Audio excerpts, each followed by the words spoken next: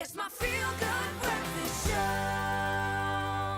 Welcome back. You tune into Expresso here on your Feel Good Wednesday morning, and it's all about trends on your Feel Good Breakfast Show this morning, taking a look at what 2015 holds in all various aspects. Right now, though, we take a look at what we can expect from the motoring world. Ciro from Overdrive TV is with us this morning. Dude, hello. Welcome to our studio. Hey, good first morning. time of the new year, man. Yes, I can't believe it's 2015, but here we are, back in action. You know what? It's such a nice number, 2015. It feels like Yeah. we can expect a lot from it. Let's start talking about the petrol price. Everyone is talking about the massive drop. Yes, well, as I'm sure our viewers are aware by now, at about midnight, a couple of hours ago, the petrol price dropped by 127 cents, a rand 27. If you didn't know, good morning, good news.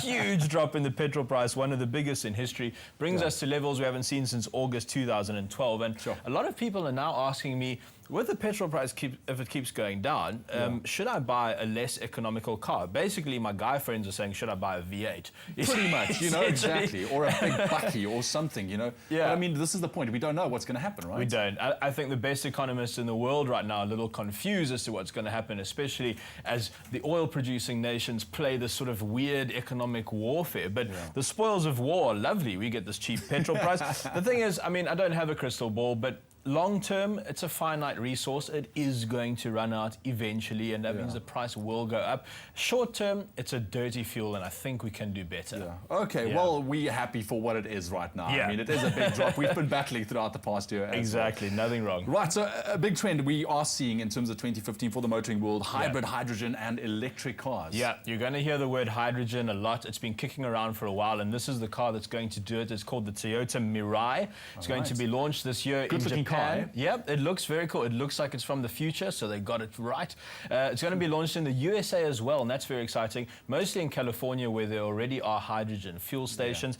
So basically how this car works is you pour liquid hydrogen into the car, into the fuel cell, goes into the fuel cell, mixes with O2, creates electricity, drives an electric motor, pushes the car forward. Incredible. Absolutely nothing except steam comes out of the exhaust. That is crazy. So just yesterday at Las Vegas CES, actually, which Grant was chatting about earlier, Toyota released all their patents for this car, 6,000 patents, in an effort to spur on the industry. So they said, here we go, guys, this is how we've done it.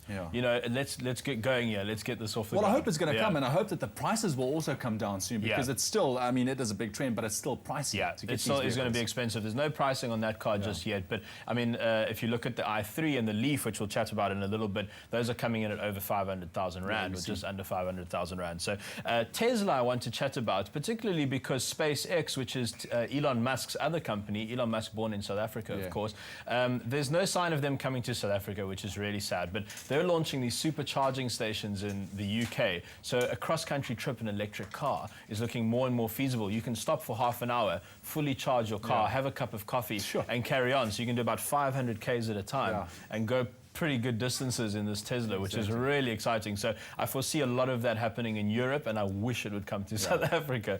Yeah. What about connectivity in cars? We see that with the infotainments inside, the screening, everything is becoming kind of new age as well now. Yeah, I'm particularly interested in this. This is Apple CarPlay. Basically, what's going to happen is your phone and your car, more and more increasingly rather, will be chatting to each other and working together. So Apple CarPlay is really cool. They've partnered with a whole host of car companies. You don't have to own a Ferrari. It'll be in Suzuki's and that sort of thing as well, Mercedes-Benz's. Basically, you plug in your iPhone. It'll work from iPhone 5 and above, and a limited selection of your iPhone apps will come up on screen, and you'll be able to control your calls, your messages, your music, your emails. Everything will look like an iPhone on your car's dashboard. And there's also systems which will work with Android as well, so don't feel bad if you do have Android. Okay, so it is coming. And then just lastly, to finish off, this is really cool. Companies like BMW are launching a concierge service. You press a button, you get through to an agent on your phone, I mean inside the car. If the car's broken down, you tell them. If you just want a nice restaurant nearby, they'll find one for you, send it to your car. Right. Well, Ciro, definitely a lot to look forward to in the motoring world. Thanks so much. You're going to join us later. We're talking about the Opel Adam. Yes, got one in studio. It's going to be awesome. Stick around right now, though. Here's your news headlines.